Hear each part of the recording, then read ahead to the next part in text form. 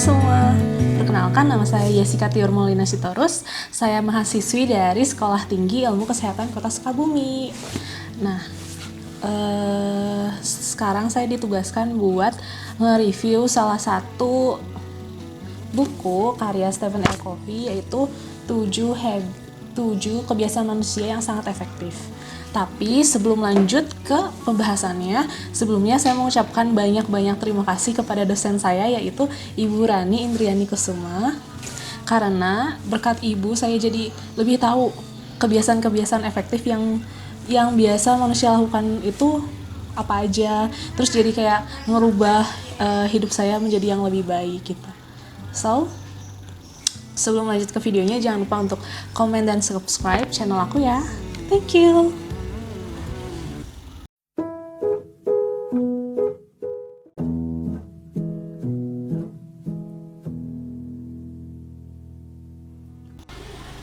Nah, 7 kebiasaan manusia yang sangat efektif. Itu tuh mencakup banyak sekali prinsip dasar dari efektivitas manusia. Kebiasaan-kebiasaan ini tuh sifatnya mendasar dan merupakan hal-hal yang primer. Tapi sebelum masuk lebih jauh ke pembahasannya, kita harus lebih tahu dulu nih paradigmanya. Paradigma itu berasal dari bahasa Yunani. Dalam pengertian lebih umum itu cara kita melihat dunia, dan bukan berkaitan dengan penglihatan visual dari tindakan melihat, melainkan berkaitan dengan persepsi mengerti dan menafsirkan gitu. Akan tetapi perubahan paradigma itu juga dapat mengubah kita ke arah yang positif atau ke arah yang negatif, entah bersifat spontan atau bertahap. Perubahan paradigma itu menggerakkan kita dari satu cara melihat dunia ke cara yang lain, dan perubahan paradigma itu menghasilkan perubahan yang kuat. Paradigma kita benar atau salah adalah sumber dari sikap dan perilaku kita, dan akhirnya sumber dari hubungan kita dengan orang lain. So, mari kita lanjut ke pembahasan pertama, yaitu habit 1. Habit 1, be proaktif atau jadilah proaktif. Coba kita perhatikan, ada gambar A, B, dan C.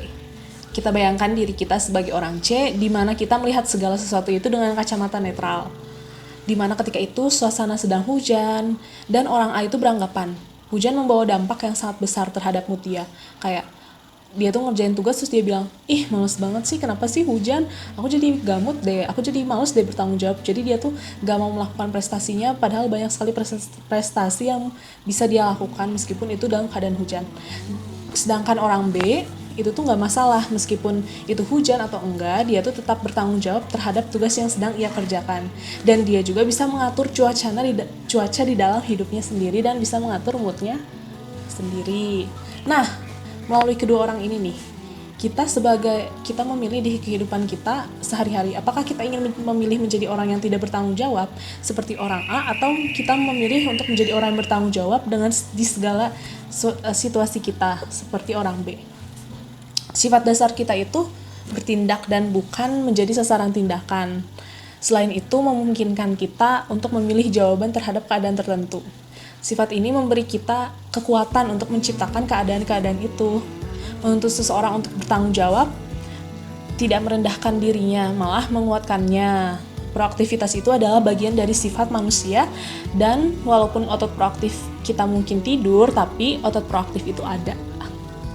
Dengan menghargai sifat proaktif orang lain, kita memberi setidaknya pantulan yang jelas dan tidak menyimpang dari cerminan sosial. Lalu gimana nih contohnya di dalam dunia keperawatan? Nah, anggap saja kita sebagai orang C. Ketika itu di lorong kita bertemu dengan Ibu A dan membawa anaknya yaitu Ibu B, B. Di mana anak tersebut harus dicabut giginya, tapi anak tersebut tuh merengek, menangis dan menyulitkan ibu tersebut. Kita sebagai perawat mau membantu, tapi anak tersebut tidak mau didekati atau mendekati kita. Nah, solusinya apa nih? Nah, solusinya kita tuh harus tetap berusaha dan mencari solusi terbaik. Kita itu harus mencari solusi dan menjadi bagian dari solusi itu, bukan bagian dari masalah, sampai akhirnya si anak tersebut mau diperiksa dan tenang gitu. Mengetahui bahwa kita bertanggung jawab dan mampu berespon merupakan bagian dasar dari efektivitas. Lanjut ke habit kedua, yaitu merujuk pada tujuan akhir. Merujuk pada tujuan akhir. Pada awal habit 2 ini, di dalam buku Stephen L. Covey, kita tuh diajak untuk melihat ke depan. Apakah kita saat ini ingin menjadi siapa, atau apa yang harus saya katakan tentang diri saya, dan bagaimana kita ingin dikenang. Jika kebiasaan satu menyarankan untuk mengubah hidup kita untuk bertindak dan menjadi proaktif, kebiasaan kedua itu menyarankan bahwa kita adalah programmernya, kita adalah programnya, tumbuh dan tetap rendah hati. Kebiasaan kedua ini memulai dari bayangan, gambaran, dan paradigma akhir kehidupan kita sebagai kriteria dasar untuk menguji segala sesuatu. Kita mungkin saja sangat sibuk dengan kehidupan kita, tapi kita mungkin saja sangat efisien, tapi kita juga akan benar efektif hanya jika kita merujuk pada tujuan akhir kita. Semua hal itu diciptakan 2 kali dalam habit ini.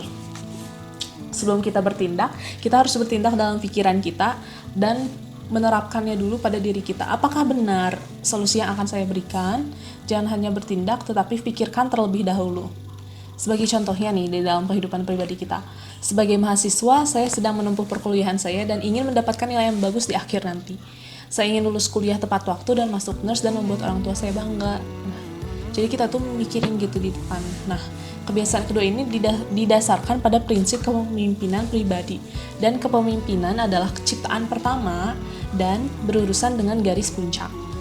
Lalu bagaimana jika di dalam kehidupan keperawatan, contohnya dunia keperawatan, kita ingin menjadi perawat yang kita ingin dong mendapatkan penghargaan dari seorang pasien yang kita layani.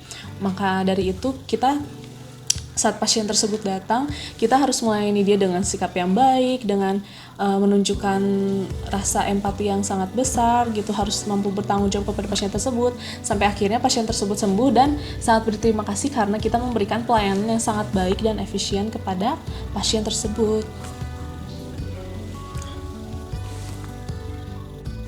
Lanjut ke habit ketiga, dahulukan yang utama.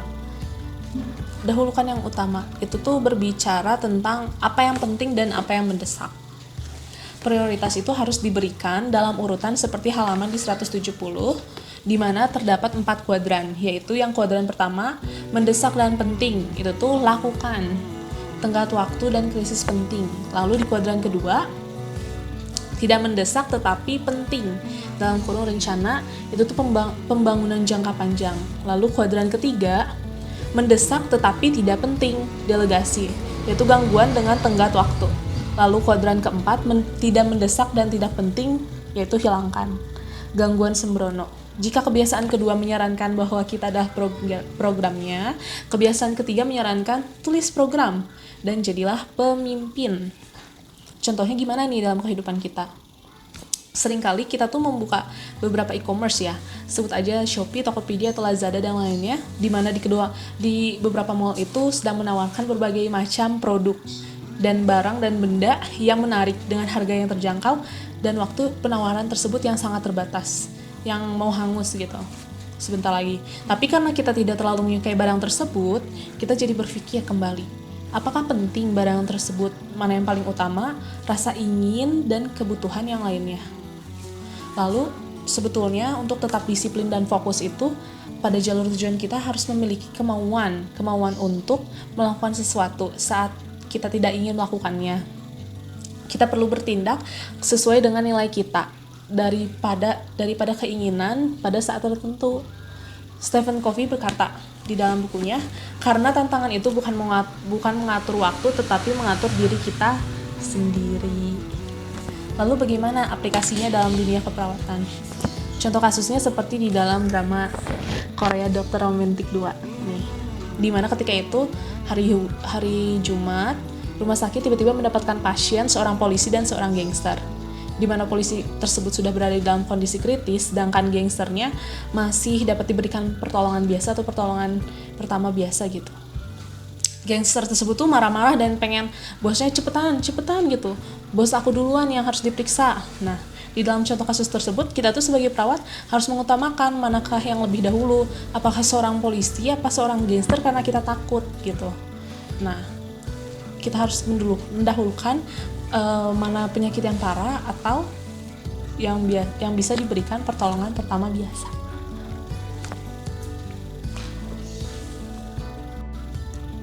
Lanjut ke habit yang keempat, yaitu berpikir menang atau menang.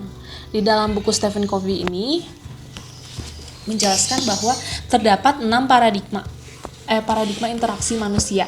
Yang pertama itu menang-menang, di mana kedua orang menang dan kesepakatan atau solusi yang diberikan itu sama-sama memuaskan kedua belah pihak. Lalu yang kedua, menang kalah.